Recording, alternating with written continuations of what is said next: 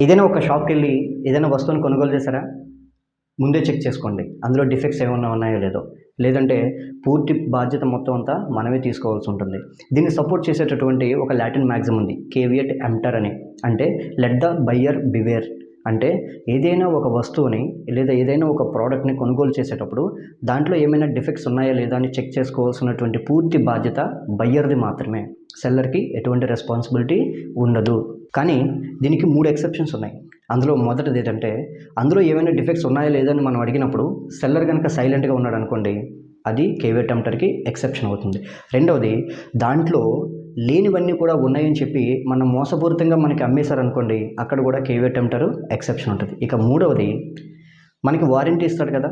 So, ఉదాహరణకి ఒక 6 months battery ఏదైనా ఒక ప్రోడక్ట్ మీద ఎలక్ట్రికల్ గుడ్ మీద ఒక బ్యాటరీ మీద ఒక 6 మంత్స్ వారంటీ ఇచ్చాడనుకోండి.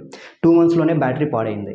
అప్పుడు మనం వారంటీ కోసం తీసుకెళ్తాం. వాడేమీ చేయలేదనుకోండి, అక్కడ వారంటీ అనేది వాడికి మనకి ఉన్నటువంటి ఒక కాంట్రాక్ట్.